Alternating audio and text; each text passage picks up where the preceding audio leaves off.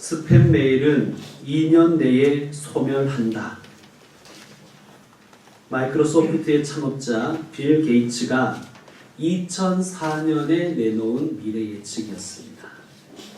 필터 기능으로 스팸을 걸러낼 것이라고 장담했지만 우리는 여전히 스팸 메일의 홍수 속에 살아가고 있습니다. 웹사이트가 신문을 대체할 일은 결코 없다. 뉴스위크가 1995년에 내놓은 전망이었습니다. 그런데 뉴스위크는 광고 수입의 하락으로 적자 경영에 시달리다가 2010년 단돈 1달러에 매각되고 말았습니다. 뉴스위크가 내놓은 미래 전망이 하나 더 있습니다. 웹에서 쇼핑하는 사람은 없을 것이다. 왜냐하면 인터넷에서는 안심하고 입금할 수 있는 방법이 없고 설령 있다 해도 인터넷에는 점원의 접객이라는 자본주의의 가장 중요한 요소가 빠져있기 때문이다. 경희대 물리학과 김상욱 교수는 이렇게 말합니다. 미래에 대해서 이렇게 될 것이다 저렇게 될 것이라고 너무 자신 있게 말하는 사람이 있으면 가까이 하지 마세요. 예수님 이렇게 말씀하셨죠. 내일 일은 내일이 염려하라. 내일 일은 내일이라는 놈이 염려하게 해라. 성도 여러분, 내일은 내일이에게 맡기고 우리는 오늘을 현실을 살아가야 합니다. 오늘 본문에는 14만 4천이 나옵니다. 14만 4천은 계시록 7장에서 다룬 적이 있습니다. 복습하면 14만 4천은 12 곱하기 12 곱하기 1000이라고 말씀드렸습니다. 구약의 하나님 백성은 이스라엘의 12지파, 또 신약에서의 하나님 백성인 교회를 상징하는 12사도, 그리고 여기에 셀 수 없이 많음을 상징하는 1000, 이 세 가지를 곱한 숫자가 14만 4천입니다. 즉 구원받은 모든 사람을 상징합니다. 그러니까 오늘 이 자리에 있는 저와 여러분이 14만 4천입니다. 자, 오늘 말씀을 보면 14만 4천이 누구와 함께 어디에 서 있죠? 어린 양과 함께 시온산에 서 있습니다. 어린 양은 예수님을 상징합니다. 여러분, 우리가 주님 가르쳐 주신 기도에서도 고백하듯이 또 사도신경에서도 고백하듯이 지금 예수님은 어디에 계시죠? 하늘에 계십니다. 요한계시록 5장부터 쭉 보면 예수님은 하늘 보좌에 계세요. 자, 그러면 예수님이 14만 4천과 함께 계시다는 얘기는 14만 4천이 어디에 있다는 말씀입니까? 하늘에 있다는 말씀이죠. 그러니까 이 말씀은 뭐냐 하면 성도가 당면하는 두 가지 현실에 대해서 말씀하시는 거예요. 성도는 땅에 거하며 동시에 하늘에서 예수님과 함께 있는 존재라는 말씀입니다. 비록 성도와 교회가 땅에서 고난과 고통을 받을지라도 교회는 하늘에서 예수님과 함께 있는 존재임을 믿고 인내와 믿음으로 살아가라는 거예요. 이것이 요한계시록의 큰 주제이죠. 자, 오늘 말씀에 보면 그들의 이마에는 어린 양의 이름과 그 아버지의 이름을 쓴 것이 있더라 라고 말씀합니다. 우리 지난 시간 13장 요한계시록 13장 말씀을 기억하십니까? 13장 16절 이하에 보면 오른손이나 이마에 짐승의 표를 받은 자들이 나오죠. 오늘 말씀 14장 9절에도 나옵니다. 14장 9절을 여러분이 한번 읽어주십시오. 14장 9절 시작. 또 다른 천사 곧 셋째가 그 이를 따라 큰 음성으로 이르되 만일 누구든지 짐승과 그의 우상에게 경배하고 이마에나 손에 표를 받으면 아멘. 자, 대조되고 있죠. 이마에 어린 양의 이름과 그의 아버지의 이름이 쓰여진 자들이 있고 또 손이나 이마에 짐승의 표를 받은 자들이 있는 거예요. 예, 요한계시록은 계속해서 지금 대조군을 보여주고 있는 것입니다. 황제를 숭배할 것인가 하나님을 예배할 것인가 대조를 우리에게 제시하신 거죠. 세상을 좇아 살 것인가 예수님을 따라 살 것인가? 심판인가 구원인가? 짐승의 표를 받을 것인가? 하나님의 인을 받을 것인가? 7절과 8절의 개념으로 말씀드리면 하나님을 두려워할 것인가? 무너져 내릴 바벨론을 두려워할 것인가? 우리에게 질문하고 있는 것입니다. 우상을 숭배하고 짐승의 표를 받아 짐승을 쫓아 살아간 자들은 결국은 심판을 받는다는 것입니다. 하나님을 예배하고 예수님과 예수님의 아버지의 이름을 받아 예수님을 따라 산 사람들은 구원을 받는다는 것입니다. 이것이 요한계시록의 아주 극명하고도 분명한 대조인 것을 여러분 우리는 요한계시록에서 계속해서 확인하고 있습니다. 자, 13장에서는 지난 시간 제가 말씀드릴 때 짐승의 승리, 교회의 처참한 패배가 예언되어 있다고 말씀드렸습니다. 그런데 오늘 말씀 본문 14장에서는 14만 4천이 승리자로 나와요. 왜냐하면 새 노래를 부르고 있기 때문입니다. 이상하잖아요. 짐승이 승리했고 교회가 처참한 패배를 당하는데 14장에 나오는 14만 4천은 새 노래를 부르고 있는 거예요.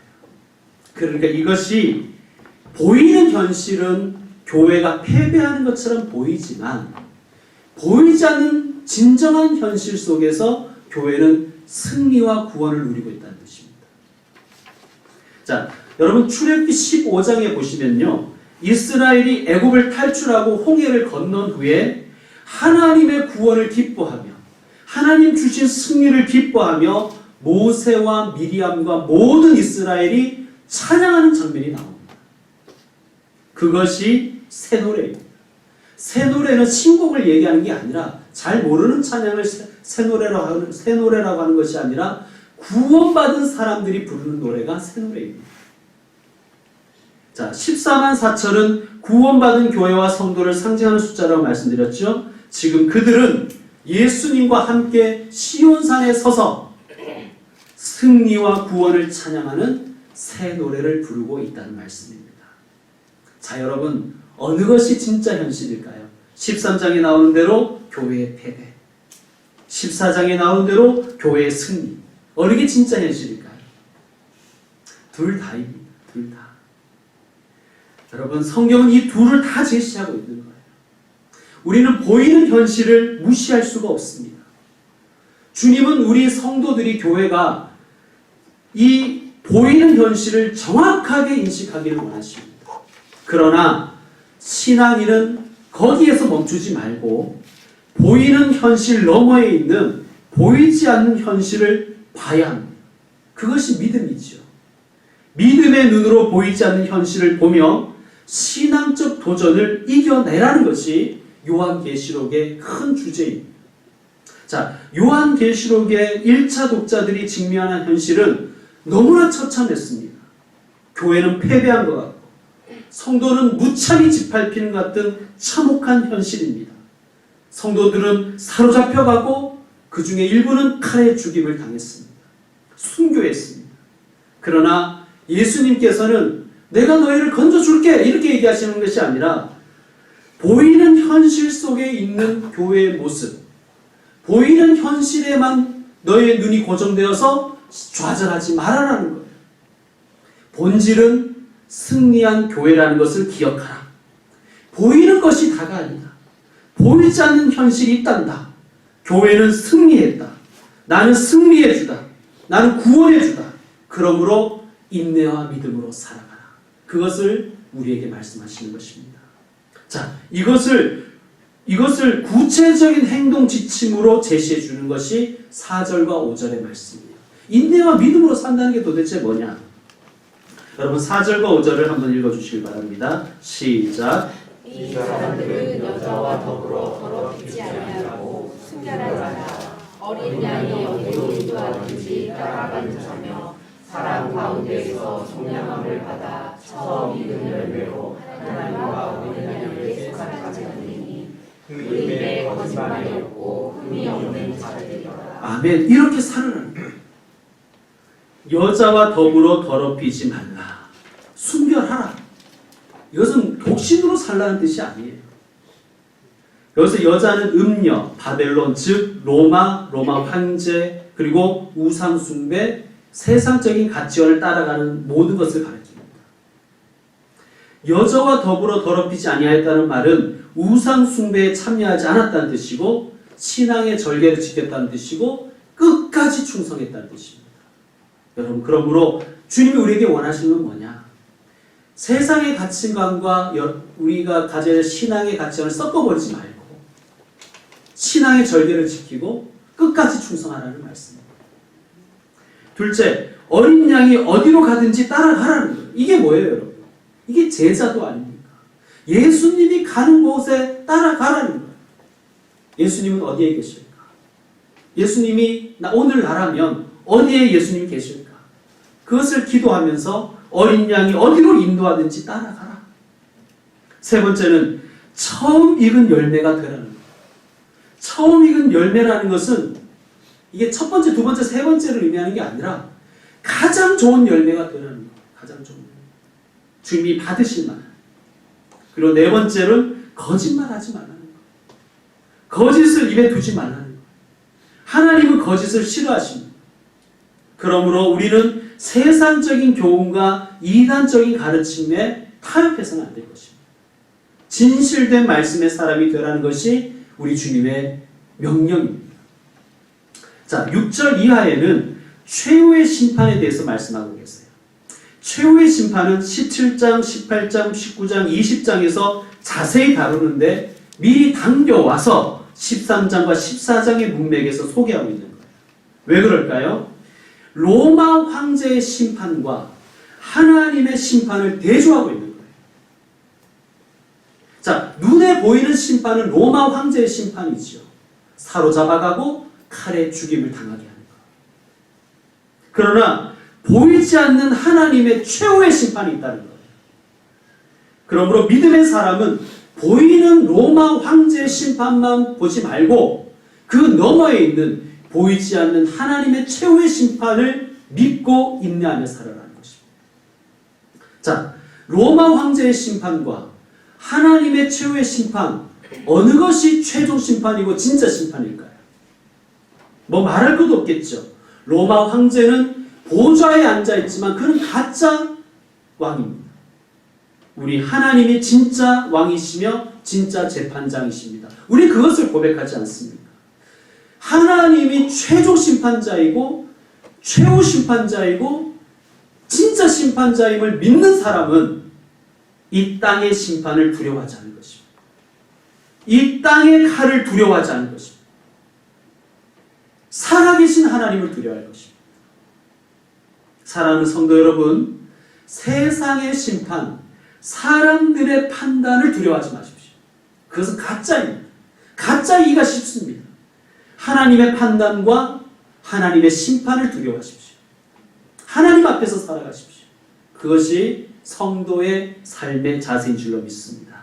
자, 12절 말씀 여러분 한번 읽어주십시오. 12절 말씀 시작. 성도들의 내가 여기 있나니 그들은 하나님의 계명과 예수에 대한 믿음을 지키는 자라. 아멘. 두려워하지 말라는 거예요. 타협하지 말라는 것입니다.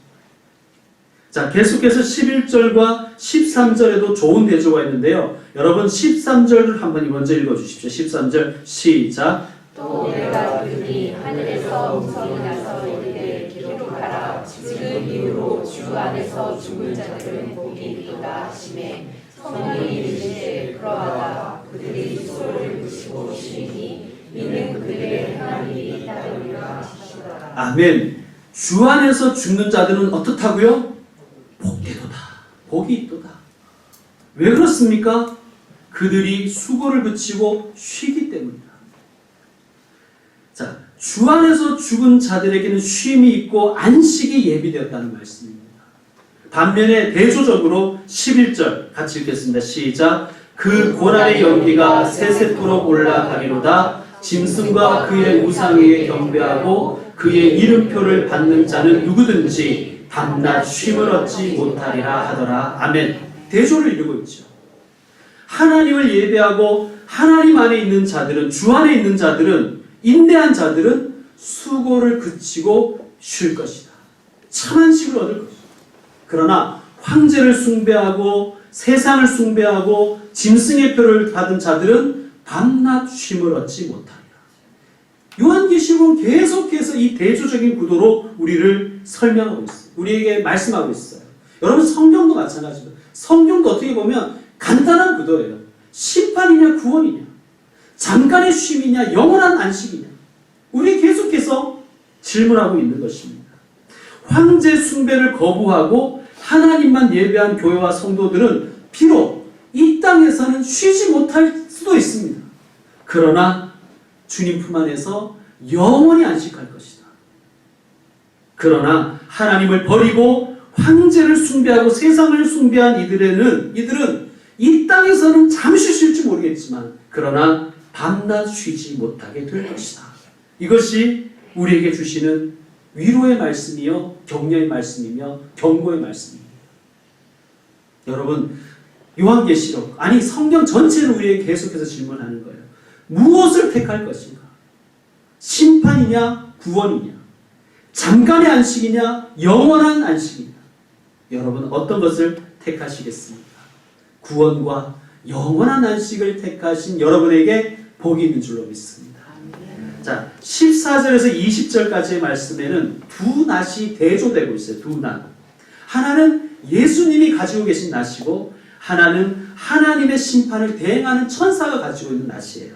여러분 16절 말씀 여러분 읽어주십시오. 시작. 구름 위에 앉으시니가 낯을 땅에 휘두르매 땅의 곡식이 거두어지니라. 아멘. 예수님의 낫은요, 알곡을 추수하는, 곡식을 추수하는 낫입니다. 여기서 곡식은, 알곡은 교회와 성도를 의미합니다. 이것이 우리의 기도의 제목입니다. 하나님, 제가 구원받기를 원합니다. 이것도 우리의 기도의 제목이지만요, 저는 여기서 더 나가야 된다고 생각합니다. 하나님, 저와 우리 가정과 우리 교회와 우리 성도들이 주님의 추수의 낫이 되게 해주십시오. 주님의 추수의 일꾼이 되게 해주십시오. 그래서 내 가족을 구원하고 친구를 구원하고 이웃을 구원하고 세상을 구원하는 예수님의 낫으로 사용되길 원합니다. 우리 그렇게 기도하며 살아갔으면 좋겠습니다. 천사도 낫을 가지고 있는데요, 그 낫으로 무엇을 합니까? 19절 20절 같이 읽겠습니다. 시작. 천사가 낫을 땅에 휘둘러 땅의 포도를 거두어 하나님의 진노의 큰 포도주 틀에 던짐에 성 밖에서 그 틀이 밟히니 틀에서 피가 나서 말 굴레까지 닿았고 1600스타디온에 퍼졌더라. 아멘. 포도를 추수하는 거예요. 그리고 이건 심판의 모습을 그림원으로 이렇게 제시합니다. 던져서 밟아버립니다. 이 심판의 이중적인 모습을 우리에게 보여주는 거예요. 던져서 밟아버립니다. 그러면 틀에서 포도즙이 나오는 게 아니라 뭐가 나온다고요? 피가 나온다는 거예요. 여러분, 황제 숭배자들, 예수님을 거부한 자들, 죄를 회개하지 않는 악인이 받을 비참하고 처참한 극렬한 심판을 보여주시는 것입니다. 피의 양이 얼마나 많은지요. 이건 피의 양은 심판의 강도를 말씀해 주시는 거예요. 자, 높이로 치면 포도주 틀에서 말의 굴레까지 피가 올라온대요. 여러분, 말의 굴레가 뭔지 아세요? 이 말에게 고삐를 내기 위해서 이렇게 머리에 씌우는 거 있죠. 거기가 굴레입니다. 말이 굉장히 크잖아요. 그러니까 하나님의 심판이 얼마나 극심한지 피가 말의 이 얼굴 위치 높이까지 올라온다. 그리고 넓이로 치면 어디까지 퍼진다고요? 1600 스타디온. 1600 스타디온. 역시 1600은 상징적인 숫자입니다. 1600이 뭐냐면 4 곱하기 4 곱하기 10 곱하기 10이에요. 4는 세상을 의미하는 숫자입니다. 그래서 요한계시록에 보면 이런 표현들이 많죠. 나라와 족속과 백성과 방언. 이게 각각 다른 게 아니라 세상을 이 네 가지 단어로 표현해서 온 세상을 상징하는 숫자가 4입니다. 4. 열은 뭐냐? 우리가 성경 보면 열방, 열왕 이런 말을 하잖아요. 열은 세상의 모든 왕들, 모든 권력자들을 얘기하는 거예요. 심판이 온 우주적이고 온 세상이고 모든 권력자들에게 다 미친다는 거예요. 하나님 앞에서 결코 그 누구도 권세를 얘기할 수 없다는 것입니다. 자, 여러분, 오늘 또 요한계시록 우리에게 질문합니다. 어떤 낫이 되기를 원합니다. 어떤 낫에 배이기를 원합니다. 예수님의 추수의 낫에 거두어져서 예수님의 곳간에 천국에 들어가는 곡식이 되겠느냐, 아니면 심판의 대행자인 천사의 낫에 거두어져서 포도주 틀에 던져지고 밟혀지는 포도가 될 것이냐, 그런 낫이 될 것이냐, 어느 낫에 거두어질 것이냐, 우리에게 물어보십니다. 뭐 대답은 자명할 것입니다. 눈에 보이는 포도가 아니라 비록 눈에 보이지 않을지라도 하나님께 드려지는 곡식으로 알곡으로 살아가기를 우리는 소망합니다. 이제 말씀 마무리하겠습니다. 한 노처녀가 편의점에서 칫솔과 초코파이와 또 마스크를 계산대에 올려두었습니다. 그때 뒤에 서서 이렇게 보고 있던 한 아저씨가 약간 술이 취해 있었습니다. 그 아저씨가 이렇게 말합니다. 애인이 없구만. 이 아가씨가 자신이 올려놓은 물건들을 다시 보면서 도대체 뭘 보고 이런 얘기를 했을까 궁금했어요. 그래서 물어봤습니다. 도대체 뭘 보고 제가 애인이 없다고 판단하시는 거예요? 그러자 술 취한 남자가 이렇게 말합니다. 네 얼굴. 여러분, 세상은요, 사람의 외모와 우리의 외모만 봅니다. 또 세상은 보이는 현실만 봅니다. 그러나 14장 1절에 하나님의 사람은 이렇게 말씀하고 있습니다. 또 내가 보니. 여러분, 보이는 현실만 보지 말고 보이지 않는 진정한 현실을 보고 살아가는 믿음의 사람으로 살아가기를 주의 이름으로 축원합니다. 기도하겠습니다.